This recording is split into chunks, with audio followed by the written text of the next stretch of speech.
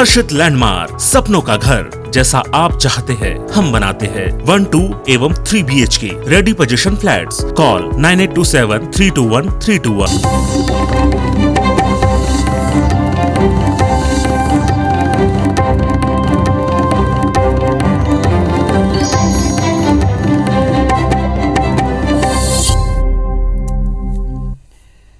नमस्कार, स्वागत है आप सबका। मैं पुनीत पाठक और मध्य प्रदेश की दिन भर की बड़ी खबरें विस्तार से देखते हैं। मध्य प्रदेश के मुख्यमंत्री शिवराज सिंह चौहान आज दिल्ली में प्रधानमंत्री नरेंद्र मोदी से मिलने पहुंचे। दोनों नेताओं के बीच तकरीबन 1-1.5 घंटे तक मुलाकात हुई है और इस दौरान कई मसलों पर चर्चा हुई। सीएम शिवराज ने भोपाल के हबीबगंज रेलवे स्टेशन के उद्घाटन के अवसर पर प्रधानमंत्री को मध्य प्रदेश आने का न्योता दिया। वहीं चर्चा के दौरान पीएम मोदी ने सीएम शिवराज सिंह को प्रदेश में चंदन की खेती का सुझाव दिया। सीएम शिवराज ने पीएम मोदी को कोरोना के हालात, record vaccination, CM rise school योजना और बालाघाट के चावल को मिले जीआई टैग की जानकारी दी। सीएम ने पीएम को हरदा में 100% भू अधिकार का काम होने की जानकारी दी। 6 अक्टूबर को 54,000 परिवारों को भू स्वामित्व के दस्तावेज सौंपे जाएंगे। सीएम शिवराज सिंह ने इस कार्यक्रम के लिए भी प्रधानमंत्री मोदी को आमंत्रण दिया है। मुख्यमंत्री ने मध्य प्रदेश सरकार के कामकाज और केंद्र की आयुष्मान और हेल्थ डिजिटल मिशन को लेकर भी चर्चा की। बारिश के हालात पर भी बात हुई है।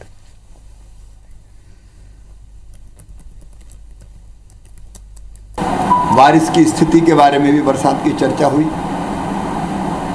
कुछ इलाके ऐसे जहां अतिवृष्टि हुई, लेकिन नर्मदा जी के कैचमेंट एरिया में बारिश कम है। मध्य प्रदेश में 25-30 किलोमीटर के केंद्र पर सीएम राइज स्कूल स्वामित्व योजना के अंतर्गत हरदा जिला 100% सबको हमने अधिकार पत्र देने का फैसला किया है। तो उस कार्यक्रम के लिए भी मैंने उनको निमंत्रण दिया। मध्य प्रदेश में उपचुनाव की तारीखें आते ही एक बार फिर से दोनों दलों में दावेदारों के बीच होड़ और आला कमान तक दौड़ दोनों जारी। सबसे ज्यादा घमासान खंडवा लोकसभा सीट पर दिखता है। कांग्रेसी खेमे में पूर्व पीसीसी अध्यक्ष अरुण यादव की दावेदारी प्रबल है और इस दावे को बल मिला जैसे दिग्विजय सिंह ने ट्वीट कर अरुण यादव को शुभकामनाएं दी। दूसरी तरफ कांग्रेस के करीबी रहे निर्दलीय विधायक सुरेंद्र सिंह शेरा ये भी टिकट मिलने को लेकर काफी कॉन्फिडेंट नजर आते हैं। बिल्कुल दावेदारी कंटिन्यू है। कहाँ टिकट मिला अभी किसी को? पूरी दावेदारी ताकत के साथ रखा हुआ है। आदरणीय कांग्रेस के अध्यक्ष कमलनाथ जी और सोनिया जी तय करेगी खंडवा लोकसभा का टिकट। नहीं, टिकट हमको मिले, अभी मिलने का सवाल ही नहीं। अभी तो मैं भी रेस में हूँ ना, मिली कहाँ सर? खंडवा लोकसभा उपचुनाव के लिए भले ही अब तक कांग्रेस बीजेपी के नामों का ऐलान नहीं हुआ हो, पर दावेदारों ने इस सीट के समीकरण को बिगाड़ दिया है। कांग्रेस के लिए यहां सबसे बड़ी परेशानी निर्दलीय विधायक सुरेंद्र सिंह शेरा ने खड़ी की है। यहां से निर्दलीय विधायक सुरेंद्र सिंह शेरा ने कहा है कि खंडवा सीट से कांग्रेस का टिकट उनकी पत्नी जयश्री को ही मिलेगा। कांग्रेस के नेता अरुण यादव के सवाल पर शेरा ने कहा कि उनका नाम कहां से तय हो गया, क्या उन्हें बी फॉर्म मिल गया? पूरा सर्वे करवा लो आप। आदरणीय कमलनाथ जी के सर्वे में पूरा विश्वास है, वो सर्वे कराएंगे। और हमारे पूरा परिवार एमएलए बुरहानपुर से 2 बड़े भाई सांसद रहे खंडवा लोकसभा के, आधार तो बहुत मजबूत है। इस बीच दिग्विजय सिंह के एक ट्वीट पर राजनीति गर्मा गई है। दरअसल दिग्विजय सिंह ने अरुण यादव के खंडवा दौरे के कार्यक्रम को रीट्वीट कर उन्हें शुभकामनाएं दी हैं। हालांकि दिग्विजय सिंह के ट्वीट पर जब मीडिया ने सवाल पूछा तो उन्होंने हंसी में टालते हुए कहा कि टिकट तो हाईकमान तय करेगा। सर आपने ट्वीट किया, अरुण यादव जी को शुभकामनाएं दी है चुनाव के लिए। अभी आपने चुनाव के लिए तो नहीं दी है, लेकिन उनको शुभकामनाएं दी। जो शुभकामनाओं के बड़े गहरे वो हो जाते हैं, तो क्या इसे माना जाए कि अरुण यादव भी होंगे? तो पार्टी तक। वहीं बीजेपी में भी नामों को लेकर मशक्कत जारी है। एक सीट के लिए कई दिग्गज नेता मैदान में हैं। अगर दावेदारों की बात करें तो बीजेपी से खंडवा लोकसभा सीट के लिए हर्षवर्धन सिंह चौहान, जो कि स्वर्गीय सांसद नंद कुमार सिंह चौहान के बेटे हैं, कैलाश विजयवर्गीय, अर्चना चिटनेस, राजपाल सिंह तोमर का नाम चर्चा में है। इधर कृष्ण मुरारी मोघे भी दावेदारी जता रहे हैं। वहीं कांग्रेस से अरुण यादव, सचिन बिरला, राजनारायण सिंह पुरनी का नाम भी चर्चाओं में है। विधायक सुरेंद्र सिंह शेरा ने मध्य प्रदेश के गृह मंत्री नरोत्तम मिश्रा से मुलाकात की। इस मुलाकात पर नरोत्तम मिश्रा ने कहा कि शेरा वर्चस्व वाले व्यक्ति हैं। संसदीय कार्य मंत्री के नाते मुझसे मुलाकात करने आए थे। खंडवा सीट पर टिकट किसको देना है, ये कांग्रेस का आंतरिक मामला है। शेरा जी मेरे मित्र हैं, इसलिए आए थे। उनके चुनाव लड़ने या न लड़ने से मेरा कोई सरोकार नहीं है। वो वहाँ के लोकप्रिय नेता है और कमलनाथ जी ने अगर उनसे कहा है तो वो जाने, हो कमलनाथ जी जाने। कि सबको टिकट मांगने का अधिकार है, जो भी हो सबको टिकट मांगने का अधिकार है, सबको खुद को जीतने वाला और योग्य उम्मीदवार बताने का हक ये सबका अधिकार है। टिकट एक को मिलेगा, जिसको भी मिलेगा वो सार्वजनिक रूप से उसका नाम घोषित होगा और सभी उनके लिए प्रचार करते हुए दिखाई देंगे। दिवंगत सांसद नंद कुमार सिंह चौहान 6 बार खंडवा लोकसभा सीट का प्रतिनिधित्व कर चुके थे। इस बार सुरेंद्र सिंह शेरा अरुण यादव के लिए मुसीबत बने हुए हैं। सुरेंद्र सिंह शेरा है तो निर्दलीय विधायक, लेकिन तत्कालीन कमलनाथ की सरकार में वो समर्थन देते रहे हैं। इसी वजह से उन्हें तत्कालीन सरकार में मंत्री बनाने का भी भरोसा मिला था। शेरा ने अपनी दावेदारी से कांग्रेस के लिए जरूर मुश्किलें खड़ी कर दी हैं। विवेक पटैया के साथ सुधीर दंडोतिया, IBC 24, भोपाल। पूर्व सीएम दिग्विजय सिंह इन दिनों सरस्वती शिशु मंदिर को लेकर दिए अपने बयान से विवादों में हैं और इसको लेकर सरस्वती शिशु मंदिर के पूर्व छात्रों ने ग्वालियर SP से दिग्विजय सिंह के खिलाफ मामला दर्ज करने की मांग की। सरस्वती शिशु मंदिर के पूर्व छात्रों का कहना है कि दिग्विजय सिंह ने जो बयान दिया वो काफी निंदनीय है। वहीं मामला दर्ज नहीं करने पर उन्होंने प्रदर्शन की चेतावनी दी। पूर्व छात्रों ने कहा कि दिग्विजय सिंह का इलाज ग्वालियर की मानसिक आरोग्यशाला में कराना चाहिए, क्योंकि उनकी मानसिक स्थिति लगातार बिगड़ती जा रही। इस जो उनके वक्तव्य है उसकी जांच करके उनके खिलाफ धारा 505 का जो अपराध निर्मित होता है वो केस रजिस्टर्ड किया जाए और उनके खिलाफ जो है कानूनी कार्रवाई की जाए और मानसिक आरोग्यशाला में उनका इलाज कराया जाए और हम सभी उसका इलाज का खर्चा भी वहन करने को तैयार है। सरस्वती शिशु मंदिर के छात्रों, पूर्व छात्रों के एक ग्रुप ने एक ज्ञापन दिया है जिसमें उन्होंने पूर्व मुख्यमंत्री के एक वक्तव्य को आधार बनाते हुए ये कहा है कि जो उनके द्वारा ये वक्तव्य दिया गया है ये अपराध की श्रेणी में आता है। मध्य प्रदेश में OBC को 27% आरक्षण के मामले पर आज जबलपुर हाईकोर्ट में सुनवाई हुई, लेकिन समय की कमी के कारण सुनवाई पूरी नहीं हो पाई। लिहाजा कोर्ट ने सुनवाई अगले गुरुवार तक टाल दी। 7 अक्टूबर को OBC आरक्षण से जुड़ी सभी याचिकाओं पर अंतिम सुनवाई होगी। तब तक के लिए बड़े आरक्षण पर रोक बरकरार रहेगी। हाईकोर्ट ने राज्य सरकार की ओर से अपीयर हुए देश के सॉलिसिटर जनरल तुषार मेहता की मांग पर कोई अंतरिम आदेश जारी करने से इनकार कर दिया। कहा कि अंतिम सुनवाई पूरी होने पर सीधे फाइनल जजमेंट सुनाया जाएगा। मध्य प्रदेश में SC, ST, OBC और EWS आरक्षण को मिलाकर कुल आरक्षण 73% हो जाने को हाईकोर्ट में चुनौती दी गई है। जबलपुर के एक अधिवक्ता प्रमेश जैन की इस याचिका में आरक्षण को 50% के भीतर रखने की मांग की गई। याचिका में इंदिरा साहनी मामले पर सुप्रीम कोर्ट के फैसले का हवाला दिया गया। हाईकोर्ट ने मामले में राज्य सरकार समेत सामान्य प्रशासन विभाग के प्रमुख सचिव, विधि एवं विधायी विभाग के प्रमुख सचिव के खिलाफ नोटिस जारी कर जवाब मांगा है। कोर्ट ने इस याचिका को OBC आरक्षण से जुड़ी याचिकाओं के साथ लिंक कर दिया है। अगली सुनवाई 7 अक्टूबर को होगी। कांग्रेस ने सरकार पर कोर्ट में गलत तरीके से दलील रखने का आरोप लगाया।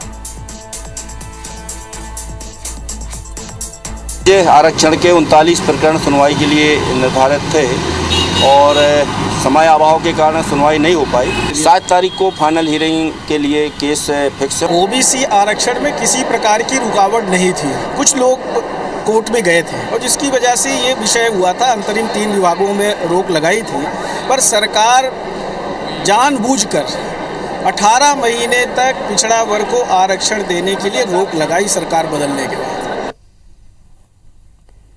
मध्य प्रदेश में 3 विधानसभा और 1 लोकसभा सीट पर उपचुनाव में जीत की राह बीजेपी के लिए मुश्किल भरी हो सकती है।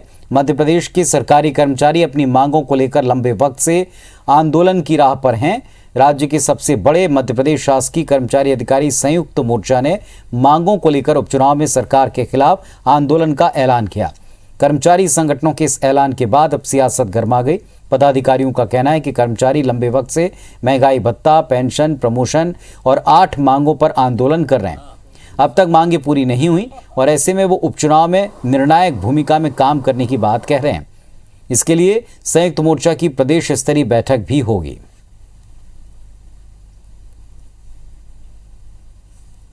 उपचुनाव को लेकर भी रणनीति तैयार की जा रही है, क्योंकि इसमें ये देखा जाएगा कि समग्र रूप से कि कर्मचारियों के लिए इस सरकार ने क्या क्या किया है और क्या क्या नहीं किया है। इन सारी चीज़ों को लेकर शीघ्र ही बैठक होगी और हम उसमें ये निर्णय लेंगे कि किस प्रकार से इस उपचुनाव में हम अपने कर्मचारियों को सम्मिलित करें।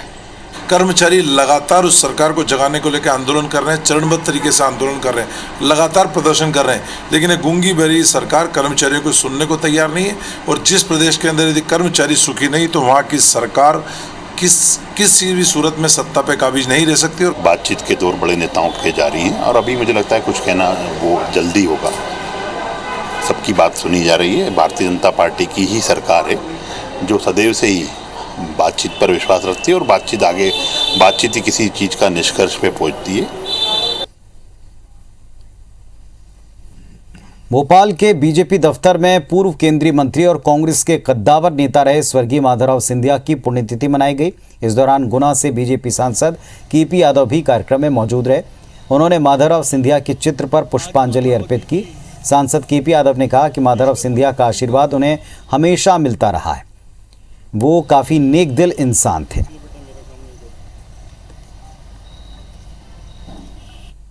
आज यहाँ पर श्रद्धांजलि का कार्यक्रम रखा था, उसमें आया हूँ और ना सिर्फ राजनीतिक रूप से बल्कि महाराज साहब से मेरा परिवार भी वर्षों वर्ष से पीढ़ियों से जुड़े रहे हम लोग और उनके लिए अपार श्रद्धा है।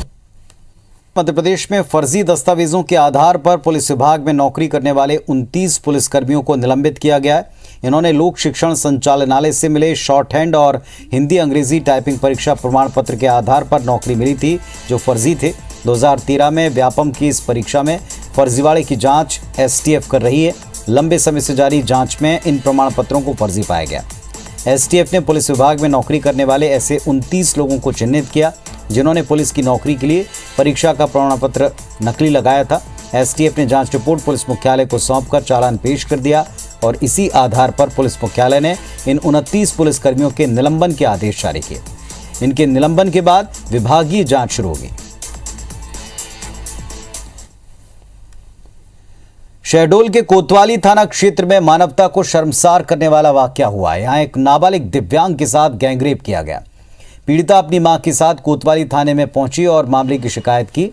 इसके बाद हरकत में आई पुलिस ने सामूहिक दुष्कर्म के 4 नाबालिग और 2 बालिग समेत कुल 6 आरोपियों के खिलाफ मामला दर्ज किया। सभी को गिरफ्तार किया। मामले की जानकारी लगते ही एसपी कोतवाली पहुंचे, तुरंत पुलिस टीम रवाना की, आरोपियों को गिरफ्तार करवाया। दिव्यांग लड़की के साथ पड़ोस के रहने वाले 4 नाबालिगों और 2 बालिग लड़कों ने गैंगरेप किया।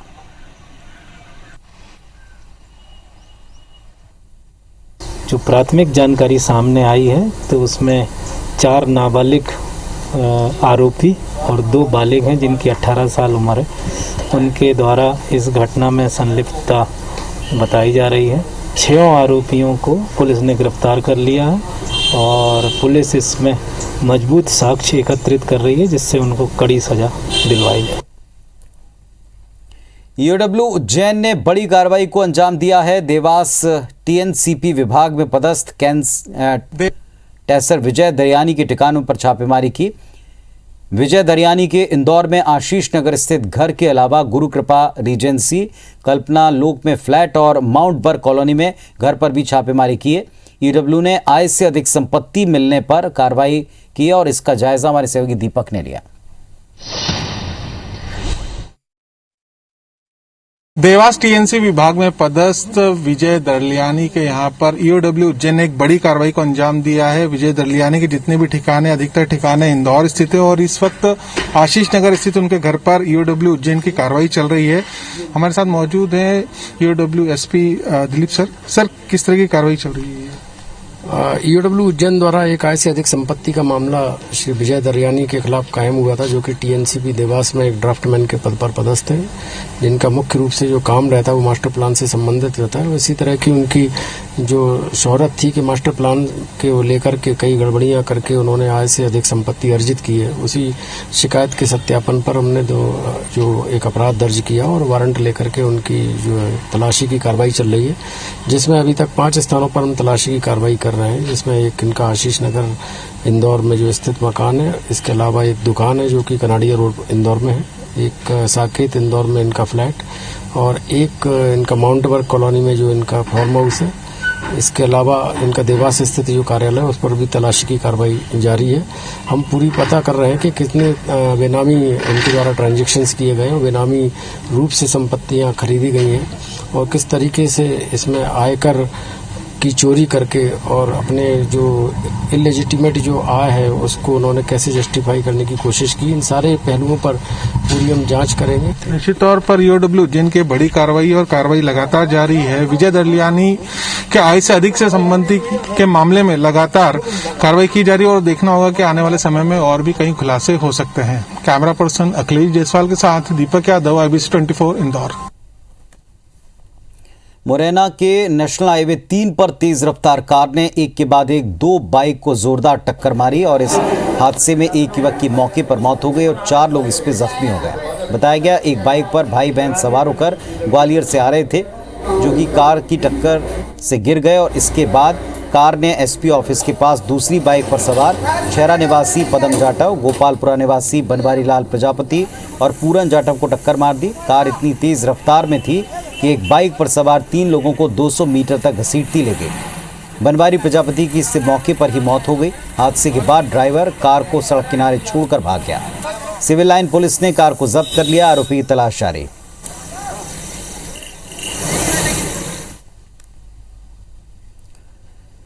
मध्य प्रदेश सरकार एंटी माफिया कैंपेन के तहत लगातार कार्रवाई कर रही। प्रदेश में ऐसी 2 तस्वीरें दिखी। मंदसौर में प्रशासनिक अधिकारियों ने ग्राम दलौदा में अतिक्रमण हटवाया। मुल्तानपुरा गांव स्थित करीब 1 करोड़ की 1 बीघा शासकीय जमीन को माफिया के चंगुल से मुक्त करवाया। माफिया देवीलाल ने यहां शासकीय जमीन पर कब्जा कर दुकानें बना दी थी। इधर इंदौर में 3 जगहों पर कार्रवाई की गई। प्रशासन ने पिपलिया पाला में Punjabi by nature, regional park के पास स्थित VIP बार एंड रेस्टोरेंट और छोटा बांगदड़ा रोड स्थित पैराडाइज बार एंड रेस्टोरेंट पर बुलडोजर चलवाए।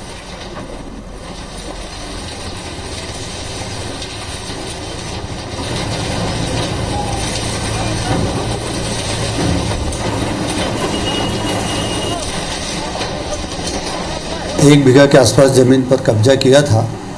इस पर उसने दुकानें, मार्केट बनाकर और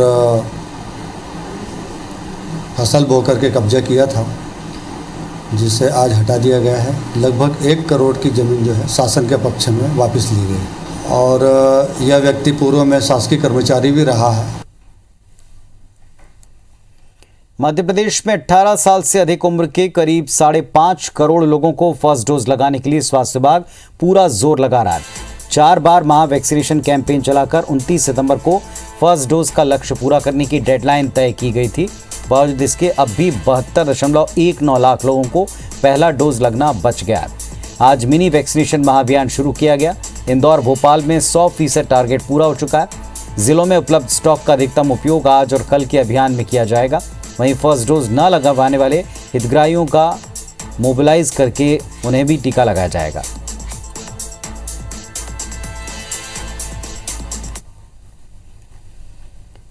टीकमगढ़ में डेंगू का प्रकोप बढ़ रहा है। जिले में डेंगू महीने भर के भीतर 110 पीड़ित मरीज यहां सामने आए। जिले के टीकमगढ़ शहर से 43, जतारा नगर परिषद से 30, बलदेवगढ़ से 17 डेंगू मरीजों की पुष्टि हुई। आलम यह कि जिला अस्पताल में क्षमता से अधिक मरीज भर्ती हो गए। जिला अस्पताल में साधारण दिनों में 500 से 600 मरीज तक भर्ती होते हैं, इनके पर्चे बनते हैं, लेकिन वर्तमान में 1400 से 1500 तक OPD है। शिशु वार्ड में भी एक बेड पर 2-2 बच्चों को भर्ती करना पड़ा। इधर नगर पालिका और मलेरिया विभाग के बीच में सामंजस्य का अभाव साफ दिखता है।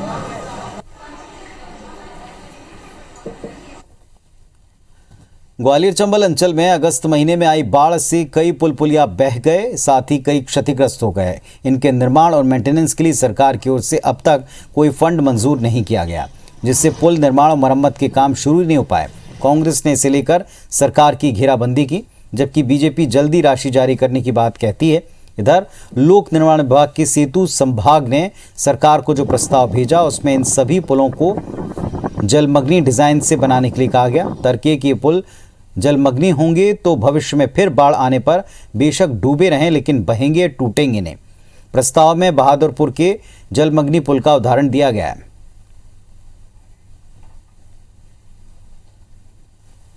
सरकार खुद ही कहती है कि हम लोग तो जुमलेबाज हैं, धोखेबाज हैं, बहानेबाज हैं, घोषणाएं कर देते हैं। ये भ्रष्टाचार के कारण इतने घटिया पुल बनाए गए थे कि सारे पुल टूट गए। लोगों को 80-80 किलोमीटर का चक्कर लगाकर जाना पड़ रहा है। संबंधित मंत्री और मुख्यमंत्री से आग्रह करूंगा कि इसको शीघ्र संज्ञान लिया जाकर इससे फंड सैंक्शन करें, उसको जल्दी इसको ठीक कराएं। भारत सरकार के ईट फॉर चैलेंज अभियान के तहत जबलपुर के सिविक सेंटर में मौजूद चौपाटी को इंदौर की 56 दुकानों की तर्ज पर विकसित करने का प्लान बनाया गया और इसके लिए स्मार्ट सिटी खाद्य एवं औषधि विभाग ने कवायद शुरू कर दी। अभियान के तहत चौपाटी में मिलने वाले स्ट्रीट फूड को हेल्दी और हाइजीनिक बनाने पर जोर है। फिलहाल देखरेख के अभाव में चौपाटी पूरी तरह अव्यवस्थित है। दुकानों के आसपास गंदगी होती है। सिविक सेंटर चौपाटी के पास मल्टी लेवल पार्किंग की सुविधा पहले से है, जिससे लोगों को पार्किंग की समस्या नहीं होगी। इन तमाम बातों को ध्यान में रखकर जबलपुर के सिविक सेंटर की चौपाटी को विकसित किया जाएगा। सिविक सेंटर चौपाटी जो है वो वहाँ पर काफ़ी ज़्यादा अनऑर्गेनाइज्ड स्ट्रीट वेंडर्स लगते हैं, तो इसमें बेसिकली हमारी सीओ मैम और जो district food and safety officer हैं, इन सब की टीम एक बार जाकर के निरीक्षण लिए थे। लोगों का वहाँ पर ओपिनियन लिया गया था कि क्या वो इसको जो है एक फूड स्ट्रीट के तौर पे आगे फर्दर डेवलप करना चाहेंगे। तो कुछ इस प्रकार से आगे जा कर के भविष्य में एक योजना कुछ बनाने का चल रहा है। तो इस बुलेटिन में फिलहाल इतना ही। खबरों अपडेट्स के लिए आप देखते रहें IBC 24। नमस्कार।